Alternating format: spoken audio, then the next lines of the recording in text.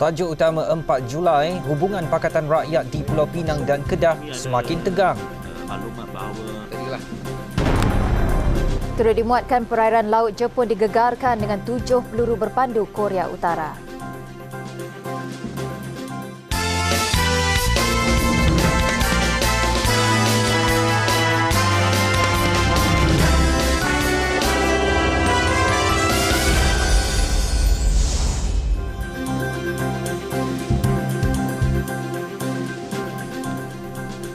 Assalamualaikum warahmatullahi wabarakatuh dan salam sejahtera.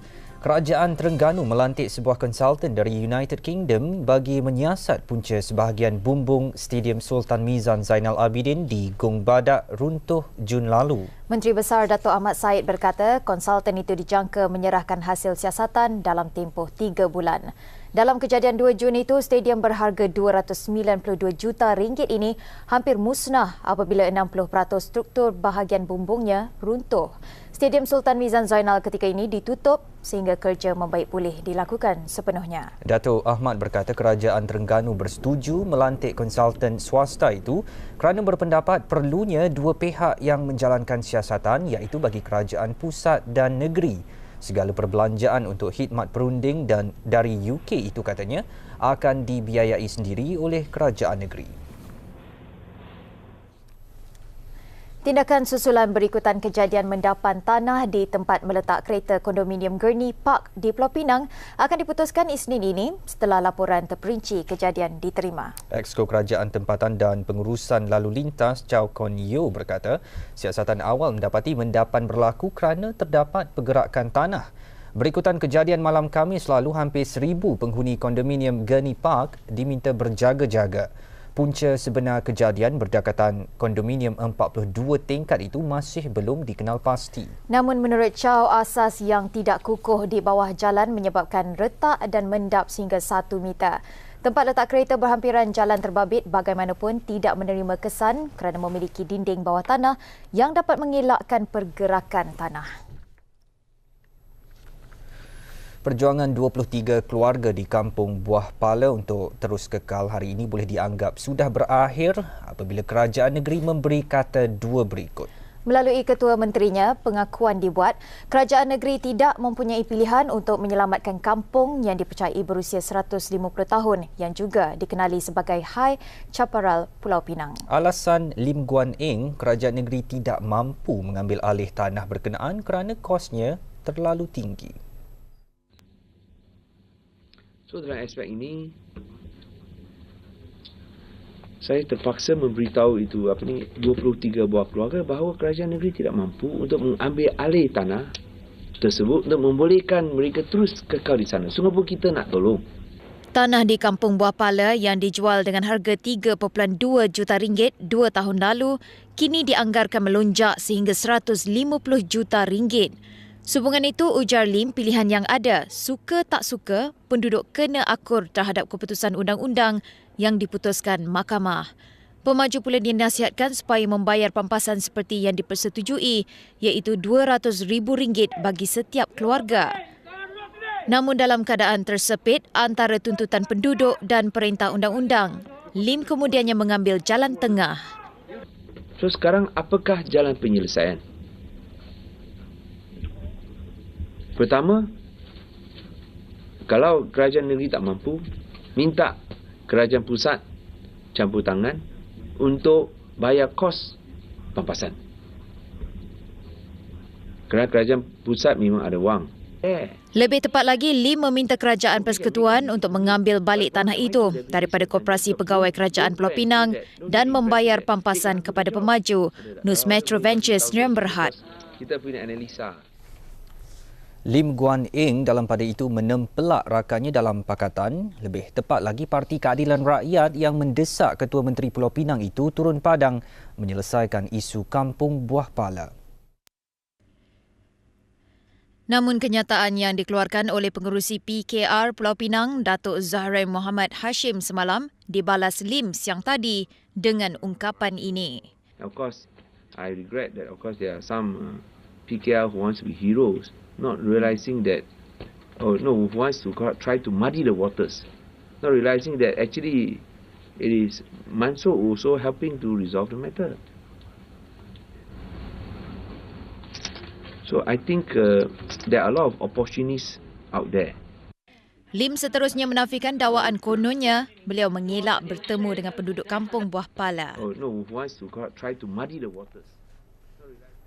PKR kemudian ditempelak lagi oleh Lim yang dikatakan bersikap tidak bermuafakat berkaitan isu ahli Majlis Perbandaran Seberang Perai Johari Kasim. Johari dipecat dari jawatan itu minggu lalu.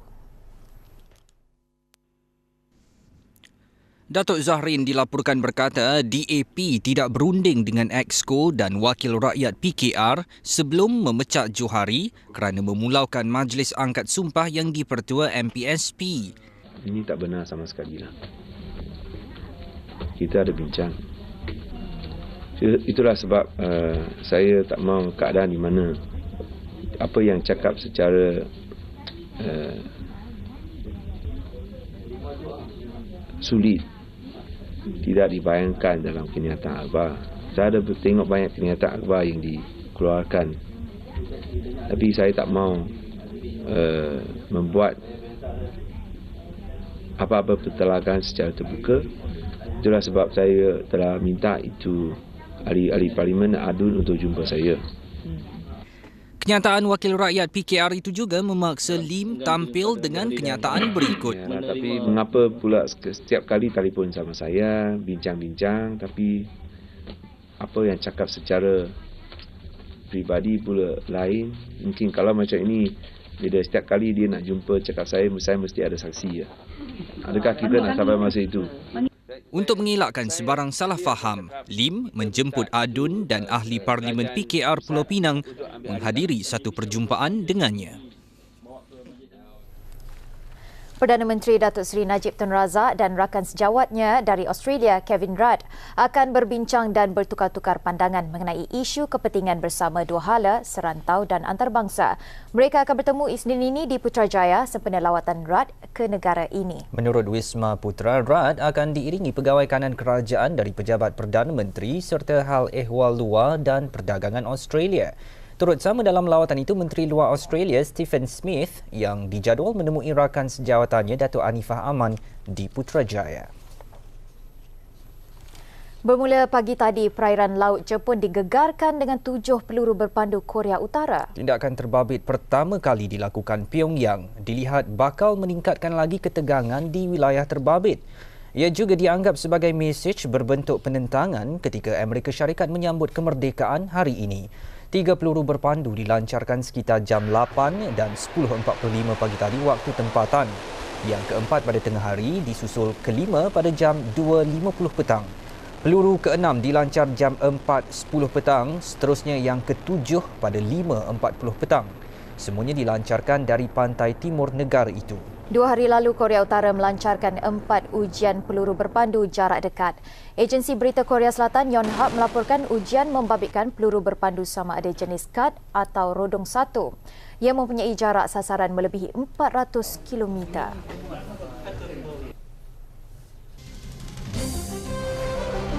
Limuzin meletup dan terbakar, seorang lelaki turut ditemui rentung.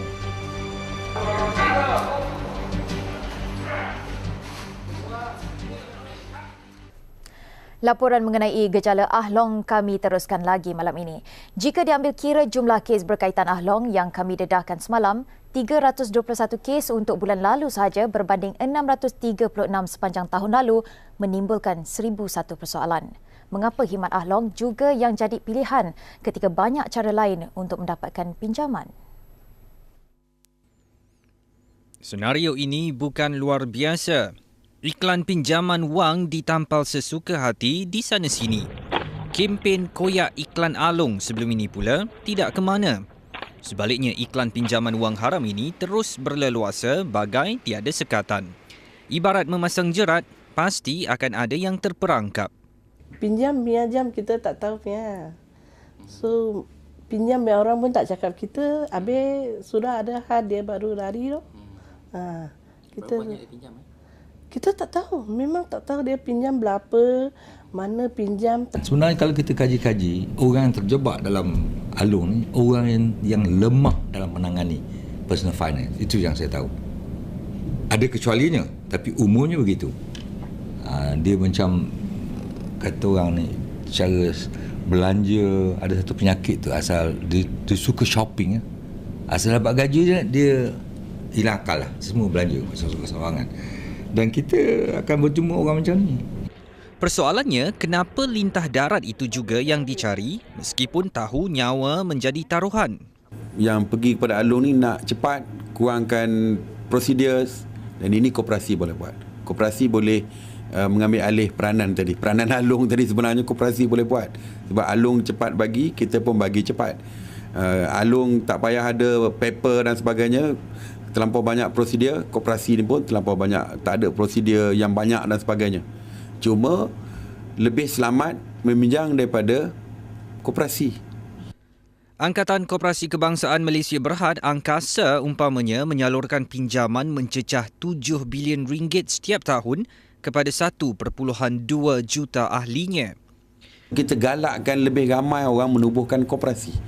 Koperasi pekebun sayur, koperasi gerai, koperasi penjual goreng pisang. Tak kira apa nama koperasi pun, mereka boleh gabung usaha mereka ni, gabungkan ahli dia untuk menubuhkan koperasi.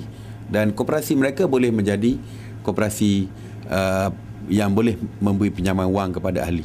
Ketika harapan disandarkan kepada pihak berkuasa untuk memerangi Along, persoalannya, mampukah gejala itu dibendung? Jika sikap peminjam itu sendiri menjadi penggalak Along terus bermaharajalela, siri akhir esok melihat usaha menggempur Along mula dilaksanakan. Persoalan kenapa Along jadi pilihan juga cuba dirungkai seorang penonton Buletin Utama. Email kepada news@tv3.com.my, Muhammad Rizal Saud cuba beri jawapannya. Banyak sangat birokrasi oleh pihak bank, dikatakan antara punca. Menceritakan pengalaman kawannya yang memilih Along, Muhammad Rizal berkata sukar dapatkan pinjaman daripada bank membuatkan mereka yang kesepitan wang tertekan. Soalnya, kenapa bank perlu tetapkan syarat gaji pokok RM1,500 untuk memohon pinjaman? Pastinya itu menyukarkan individu seperti operator kilang yang gaji pokok cuma RM710. Sedangkan jika dicampur kerja lebih masa serta allowance, pendapatan mereka sebenarnya mampu mencecah RM1,800 sebulan.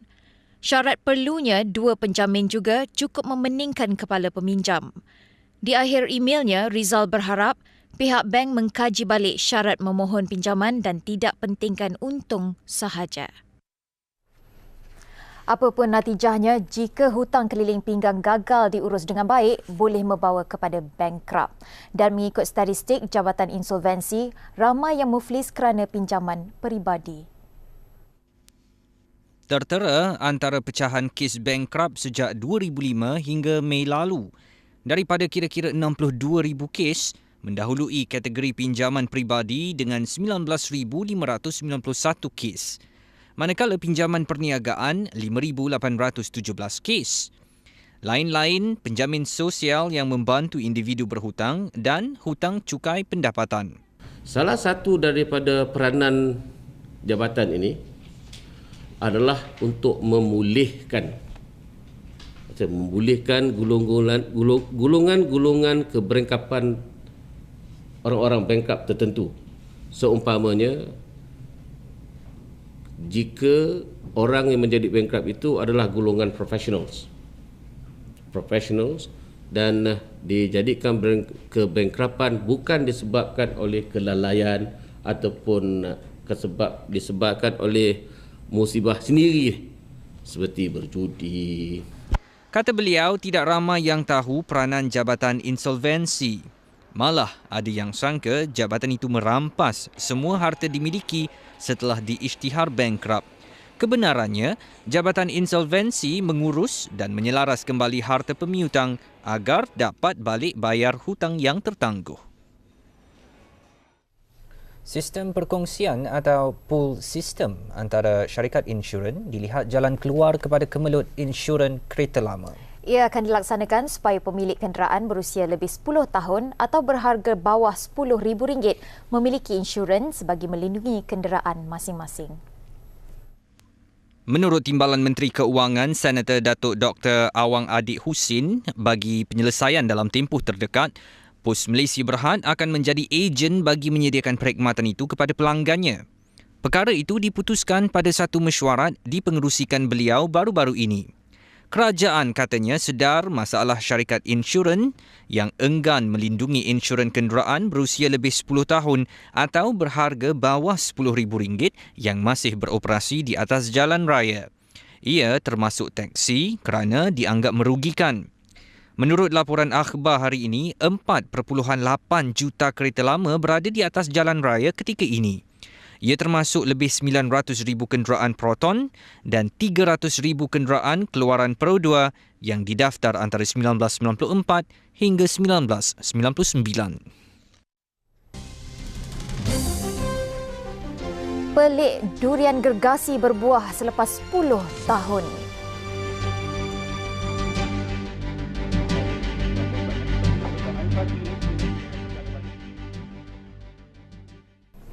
Berikutan rusuhan kecil di depoh tahanan imigresen Semenyih 1 Julai lalu, sebahagian besar penghuninya siang tadi dipindahkan. Ia bagi membolehkan kerja baik pulih dijalankan akibat kerosakan. Pengarah Imigresen Selangor Johari Yusof berkata, proses pemindahan pendatang tanpa izin dijalankan ke 3 depoh lain iaitu depoh sementara KLIA, Macap Umbuh, Melaka dan Ajil Terengganu. Proses pemindahan bermula jam 2 petang tadi dan dijangka berakhir Isnin ini. Ia berakhir hampir 1,000 parti dari pelbagai negara. Rabu lalu rusuhan berlaku membabitkan 30 warga Myanmar, Bangladesh dan Indonesia. Kejadian itu berlaku pada hari pertama pihak imigresen mengambil alih sepenuhnya pengurusan pusat tahanan itu yang sebelum ini diuruskan rela. Yang dilaporkan cuma 2 kemalangan kecil. Namun itulah yang menjadi alasan Majlis Perbandaran Kajang MPKJ menutup sebuah persimpangan di Bandar Mahkota Ceras. Akibatnya lebih 50 peniaga dan pengusaha kehilangan pelanggan kerana gara-gara penutupan itu laluan ke premis mereka terhalang. 8 bongkah konkrit diletakkan di persimpangan di Bandar Mahkota Ceras ini. Lampu isyaratnya di sini juga tidak lagi berfungsi sejak simpang ini ditutup sebulan lalu. Pemaju dikatakan meletak konkrit ini sebagai mengikut arahan MPKJ. Berikutan itu, 22 unit rumah kedai 3 tingkat ini sunyi. Tidak hairanlah jika satu hari nanti ramai peniaga akan gulung tikar. Before this, the traffic light they haven't closed it. We have more walk-in customer. Yeah, and we have with 1 month where our business have almost 100,000. But now the walk-in customer also maybe one week also don't have any walk-in customer also. Rasa tertekan pengusaha di kawasan itu mendorong mereka menganjurkan bantahan ini. Mereka mendesak bongkah batu ini segera dialihkan. Difahamkan beberapa pertemuan dengan MPKJ telah diadakan, namun ia bagai anjing menyalak bukit. Nilai rampasan 1.4 juta ringgit manakala cukainya pula 3.8 juta ringgit. Angka itu merujuk kepada 785 kotak rokok seludup yang dirampas dalam 3 kejadian berasingan dalam tempoh 2 hari oleh Kastam Johor.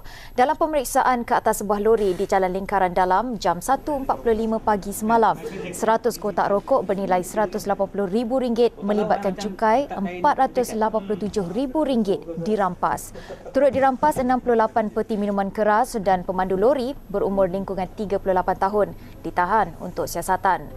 450 kotak rokok bernilai RM810,000 melibatkan cukai RM2.19 juta pula dirampas dari sebuah lori dari Singapura di Wisma Kastam Tanjung Puteri Khamis lalu. Pada hari yang sama, pihaknya turut merampas 235 kotak rokok bernilai RM423,000 dengan cukai RM1.14 juta dalam sebuah lori di kilometer 166 Lebuh Raya Utara Selatan dekat Tangkak. Jika sabit kesalahan, mereka yang terbabit boleh didenda minimum 10 kali ganda nilai rampasan dan maksimum 20 kali nilai rampasan atau 3 tahun penjara atau kedua-duanya sekali. Seorang lelaki ditemui rentung dalam sebuah limuzin yang terbakar di tempat letak kereta Pangsapuri Sky Villa, Serdang Jaya, Selangor. Kejadian 6.45 pagi tadi turut menyebabkan 3 kereta hangus manakala 7 lagi rosak. Kejadian disedari seorang peniaga restoran yang terdengar letupan kuat dari arah sebelah bangunan. Sebaik melihat beberapa kereta terbakar, peniaga itu menghubungi bomba dan polis. Kebakaran berjaya dikawal 30 minit kemudian. Mangsa dikenali sebagai K. Mai Vaganam, 43 tahun dari Bandar Tasik Selatan. Siasatan awal mendapati kereta mangsa menggunakan gas NGV dan petrol. Polis juga telah mendapatkan rakaman CCTV bagi mengenal pasti punca sebenar kebakaran. Selain faktor kemalangan, siasatan turut menjurus kepada perbuatan khianat. Mayat kemudiannya dihantar ke Hospital Serdang untuk bedah siasat.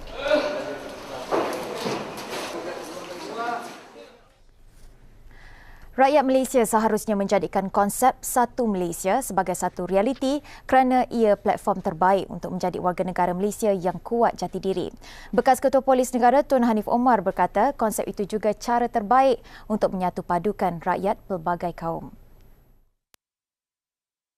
Apa-apa pencantuman adalah baik, bukan?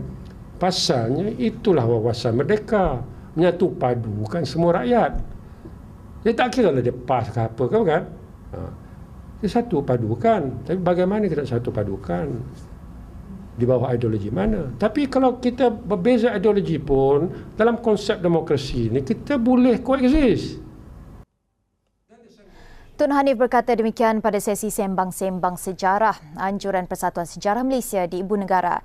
Sambil menyokong penuh konsep yang diaspirasikan Perdana Menteri itu, Tun Hanif berkata hanya itu caranya untuk menjadi kukuh selaras dengan perlembagaan.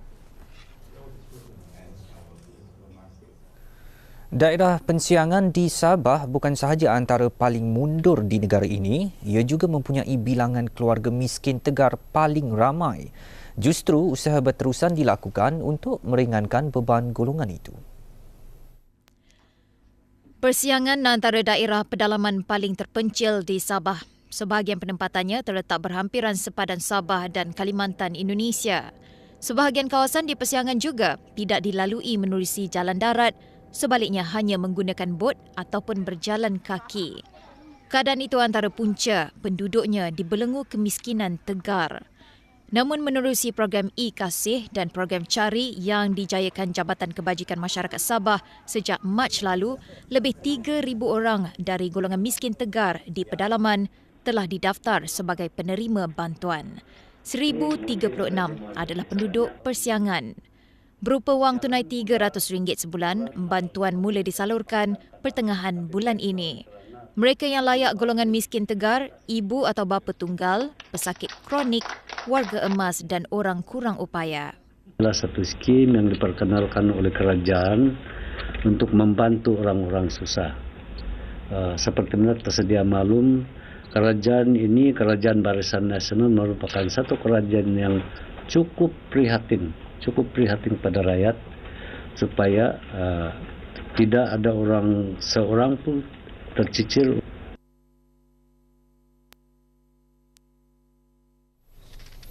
Menteri Besar Kedah hari ini menafikan dakwaan DAP negeri, kononnya kerajaan negeri akan merobohkan kuil Hindu dan tokong Cina. Ini kenyataan pengerusi DAP Kedah semalam. Kami ada maklumat bahawa Majlis Bandaraya Alor Star juga telah meluluskan perobohan kuil India dan kuil Cina di Alor Star dan ini akan dijalankan. Hari ini Menteri Besar Kedah tampil dengan kenyataan berikut. Bernama melaporkan Datuk Seri Azizan menyifatkan tindakan DAP itu sebagai sengaja ingin mencetuskan isu perkauman. Ini kerana Kerajaan Negeri dan Majlis Bandaraya Alor Star tidak pernah membincangkan tentang perkara itu. Mengenai pengumuman DAP keluar daripada pakatan di negeri itu, Datuk Seri Azizan berkata sehingga hari ini masih belum ada wakil DAP bertemunya untuk membincangkan perkara berkenaan. DAP Kedah berbuat demikian Rabu lalu kerana tidak puas hati dengan pentadbiran PAS yang merobohkan pusat penyembelihan babi di Kampung Berjaya, Alor Star. Tindakan DAP Kedah keluar Pakatan Negeri itu mendapat restu penasihat DAP. Lim Kit Siang petang tadi bersetuju dengan tindakan itu sambil mengakui banyak masalah berlaku dalam hubungan antara DAP dan PAS, khususnya tindak tanduk kerajaan negeri terhadap rakyat di Kedah.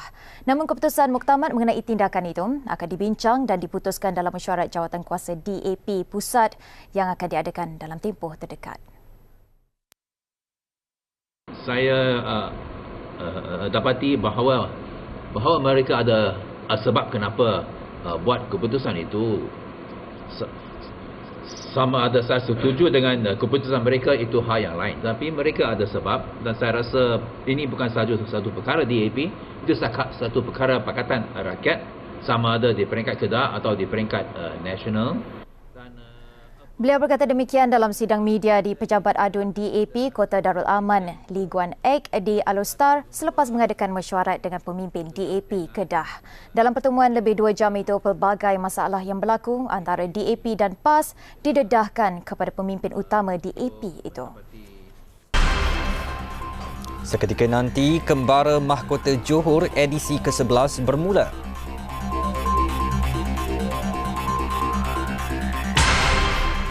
Juga Setiausaha PBB Ban Ki-moon kesa semua tahanan politik di Myanmar dibebaskan.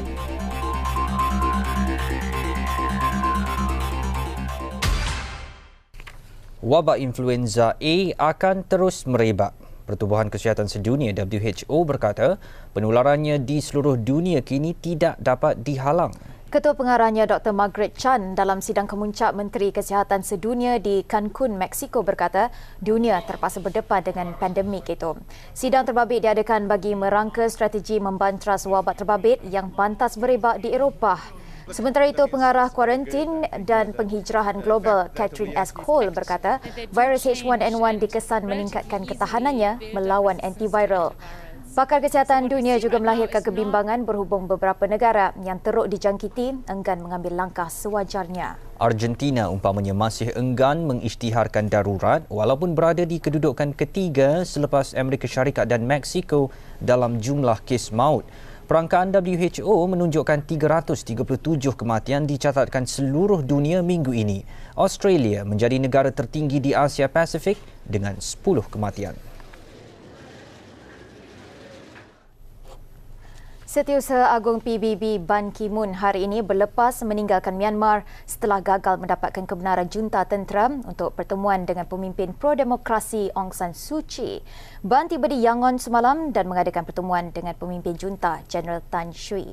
Biarpun kesal dengan sikap junta, Ban tetap membuat gesaan agar lebih 2,000 tahanan politik Myanmar segera dibebaskan sebelum pilihan raya negara itu tahun depan.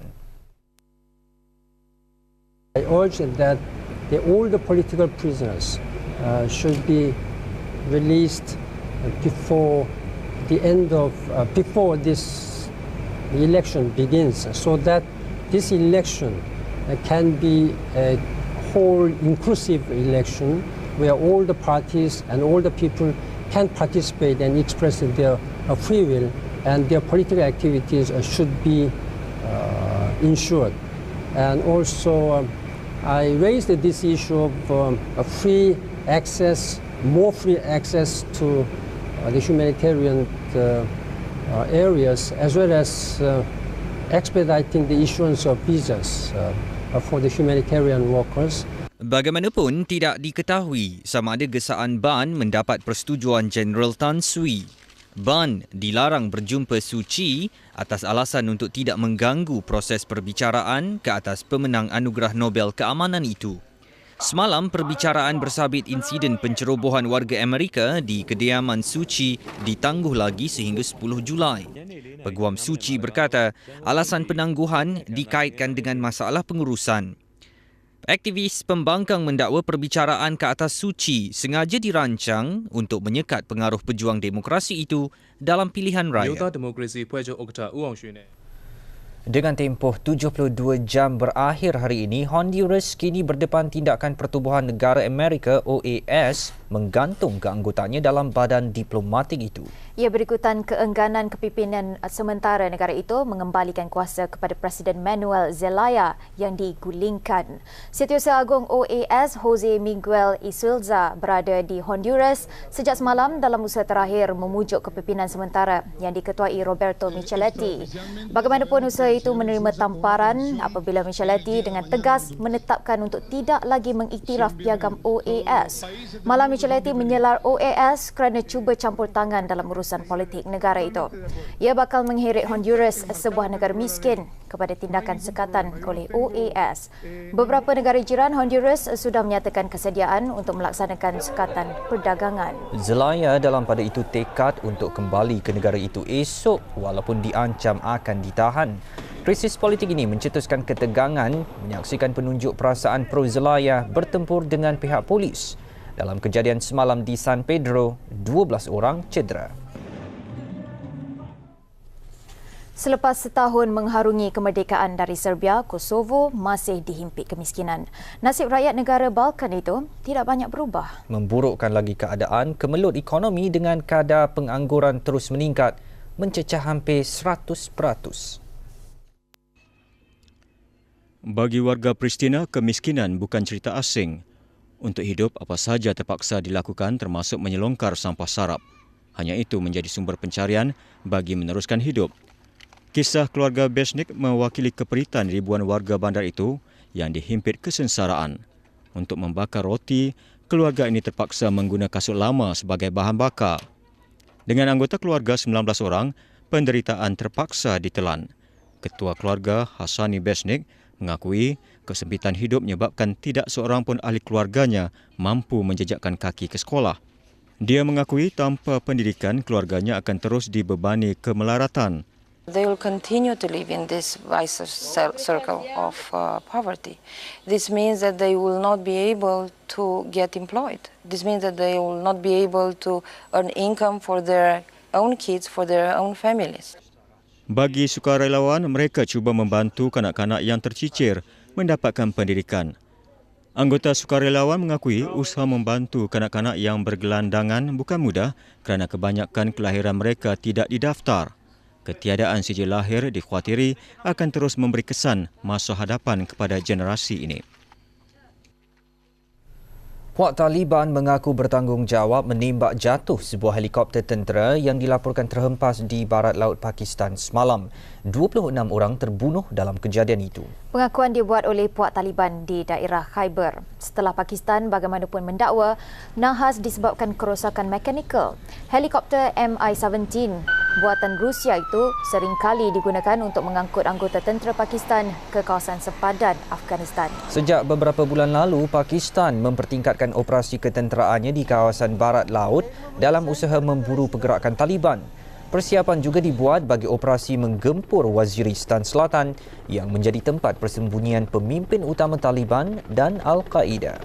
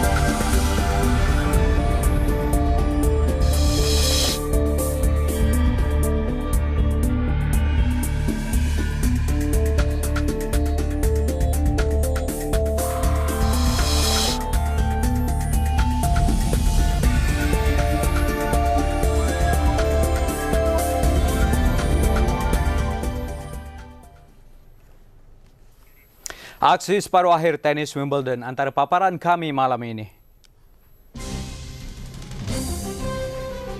Kemana hala tuju Liga Bola Sepak Malaysia? Bekas pemain kongsi pandangan. Nantikan sukan.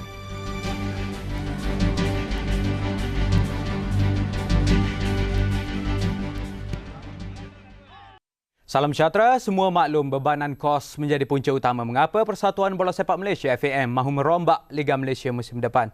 Ketika ini FAM sibuk mengumpul maklum balas pelbagai pihak untuk mencari idea terbaik termasuk menimbang cadangan, mengecilkan jumlah pasukan bertanding serta memperkenalkan semula Liga Semi Pro. Bagi bekas pemain yang pernah beraksi di kemuncak Liga Malaysia, apa saja usaha dibuat, pastikan ia bukan lagi sekadar rombakan kosong. Mengimbas zaman kegemilangan Liga Malaysia, nyata pilu melihat ia kini amat suram.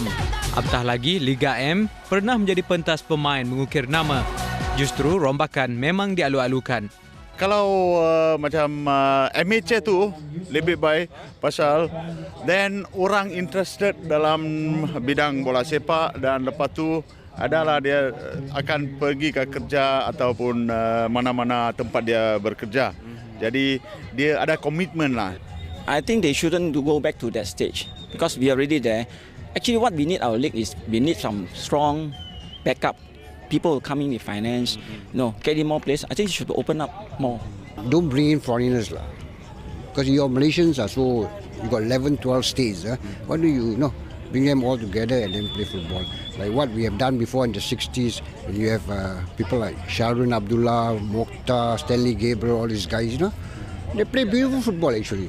During the Malaysia Cup era, it was better than whatever even Singapore Pro League, S League, and now Malaysia Non-Pro League. I think they should go back to the Malaysia Cup to bring more enthusiasm. Kegairahan syarikat korporat tempatan menaja kelab luar negara turut mendapat perhatian mereka. Yang pentingnya untuk kebaikan pemain-pemain Malaysia lah. Kalau dia dapat bawa kita ni pemain macam pemain Jepun main sana, China main sana, dan bagus. Saya rasa bagus. I mean, he got such a big vision. He should come in and help the local. Why not be the kind of money? Why can't he promote? Open up, get in some good professional players from overseas. Bring the standard up, the league up. Bekas-bekas pemain ini siang tadi beraksi bersama pasukan masing-masing pada kejohanan 9 sebelah IFC Ruby di Ampang. Meskipun sudah dipanjat usia, kemahiran yang menjadikan mereka pemain berkaliber satu ketika dulu masih terserlah. Apa sekalipun senario yang melanda arena bola sepak, tumpuan pasukan Harimau Muda terus fokus menguasai tangga teratas Liga Perdana. Satu lagi kemenangan dicatat semalam menewaskan Felda United 1-0. Harimau Muda berjersey kuning menanti kunjungan Felda United di Stadium Nasional Bukit Jalil. Permainan nyata hambar pada separuh masa pertama menyaksikan kedua-dua pasukan buntu mencipta jaringan. Bagaimanapun tempo perlawanan berubah pantas pada babak kedua. Felda yang dilatih bekas jurulatih Public Bank, Ella Verasen, jelas menguasai saingan. Bagaimanapun, serangan balas Harimau Muda pada minit ke-71 memerangkap Felda. Memaksa pertahanan pelawat membuat halangan keras yang menghadiahkan sepakan penalti kepada Harimau Muda.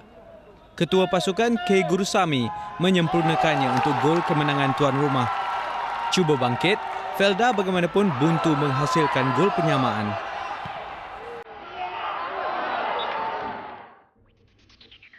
Kemenangan ke atas Felda United semalam menyaksikan Harimau Muda kini mengumpul 49 mata.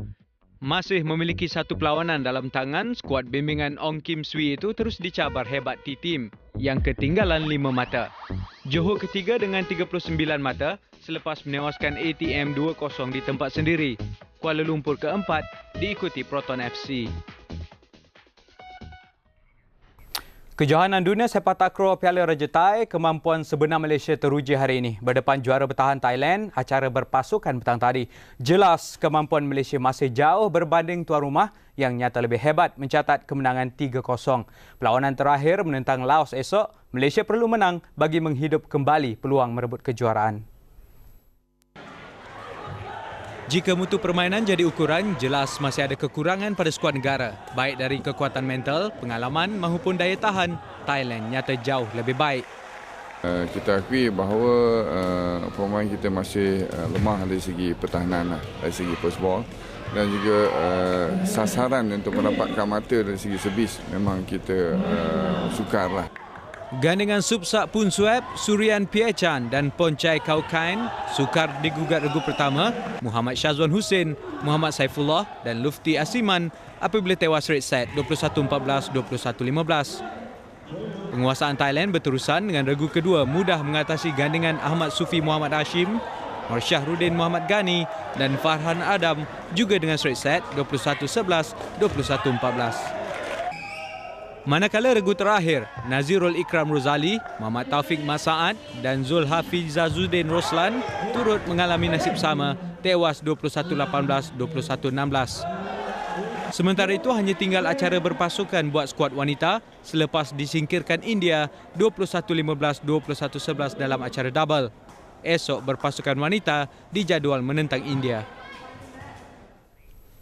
Meriah itulah gambaran yang dapat diberikan pada Majlis Perasmian Pembukaan Kejohanan Taekwondo Dunia GTF 2009 selepas menerima penyertaan lebih 400 peserta dari 17 negara.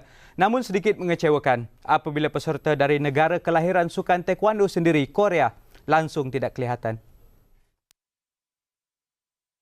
We're working on renewing associations and contacts that were in those countries prior to Grandmaster Park's passing. We do have GTF members in Korea, but no active association. Dengan Persekutuan Taekwondo Global Dunia GTF tidak diiktiraf Majlis Olimpik Antarabangsa, memang sedikit terkilan tidak dapat menurunkan atlet dalam sukan Olimpik. Mungkin ini juga punca utama Korea tidak aktif bersama GTF. Memiliki sokongan 35 buah negara selaku ahli gabungan, misi GTF lebih ke arah pembangunan sukan taekwondo. We thought it was the best solution for GTF to move forward without any kind of strife, inner fighting, power struggles, because my focus is not about power.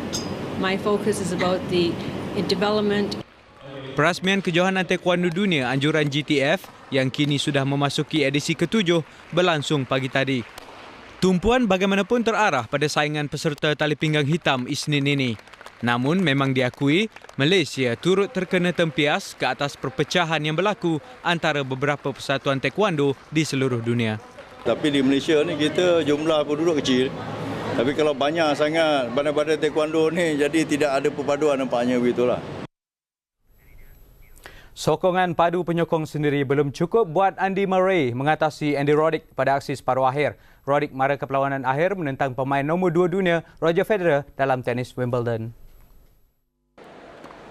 Roger Federer membuka tirai aksi separuh akhir menentang pemain Jerman Tommy Haas. Haas sedar dia perlu mengerah segala kemahirannya berdepan Federer, pemenang 14 kali Grand Slam.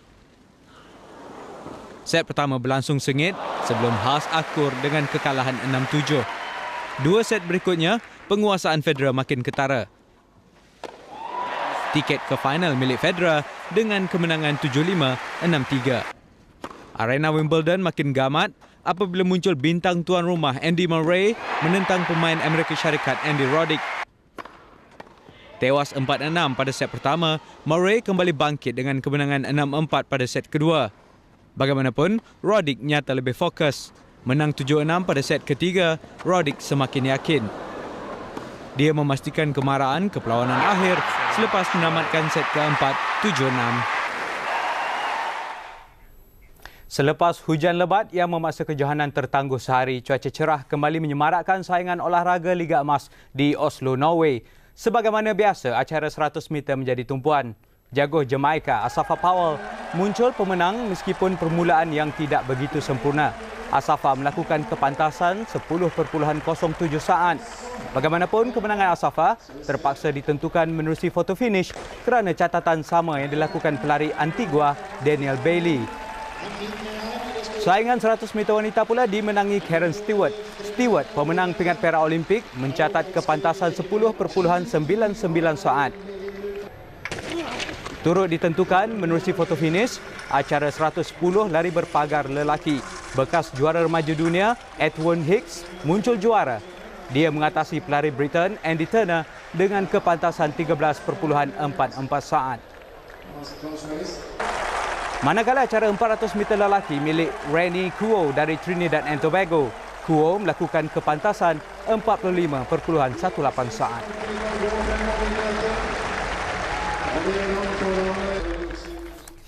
Melengkapkan sukan malam ini, perlawanan bola sepak 9 sebelah yang menutup tirai Karnival Sukan Media Prima 2009. Dengan format Liga 1 Pusingan, Rumah Kuning muncul juara. Naib Johan Rumah Hijau diikuti Rumah Biru dan Merah. Kemenangan pasukan bola sepak Rumah Kuning dengan gelaran Yellow Rangers melengkapkan kecemerlangan mereka yang turut meraih juara keseluruhan.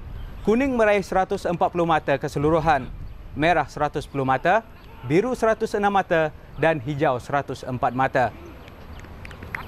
Karnival Sukan Media Prima menampilkan 17 jenis sukan dan acara baru yang diperkenalkan tahun ini, Explore Race.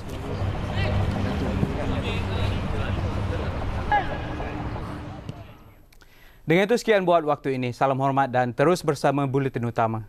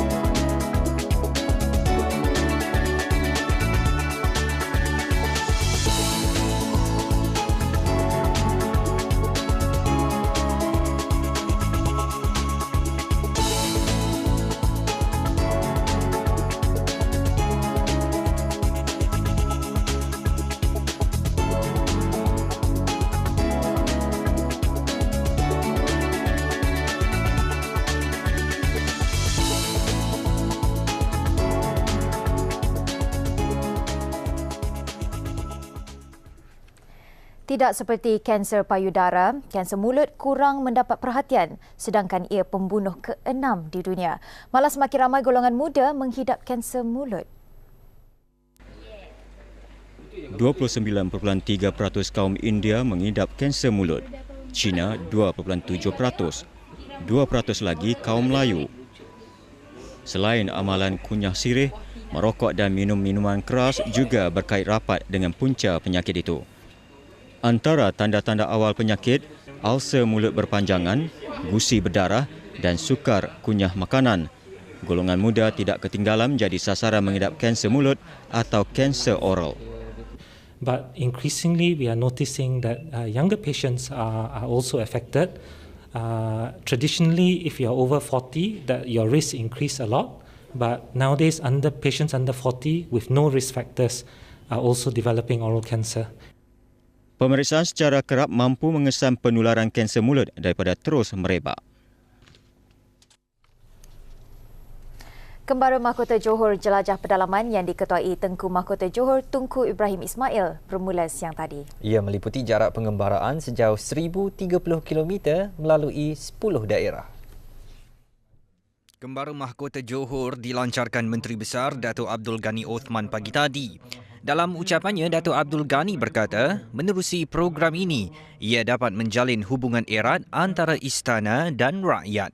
Sepanjang kembara, beberapa kawasan pedalaman diberi perhatian dari segi pembangunan. Ia bagi memastikan penduduk dapat sama menikmati kemajuan. Kembara Mahkota Johor edisi ke-11 berbeza kerana kali ini berkonsepkan pengembaraan pacuan 4 roda. Ia terdiri daripada 150 peserta bersama 40 kenderaan. Diketuai Tunku Ibrahim dan anak andanya Raja Muda Johor, Tunku Ismail Ibrahim. 11 perkampungan orang asli dan 3 kampung tradisi bakal dilawati. Persinggahan pertama malam ini ialah perkampungan orang asli Tanah Abang, Mersing. Beratnya 8 kg sebiji berbanding 2 kg sebiji yang biasa dibeli. Itu keunikan durian gergasi Dusun Pak Tahar di Felda 1 Pancing Selatan di Kuantan yang berbuah buat pertama kalinya sejak 10 tahun lalu. Sebiji durian gergasi itu menyamai 3 hingga 4 biji durian biasa. Menurut Pak Tahar, sebelum ini pokok duriannya tidak pernah menghasilkan buah yang begitu besar. Dia terkejut apabila menjumpai sebiji durian gergasi gugur ke tanah adalah daripada pokoknya.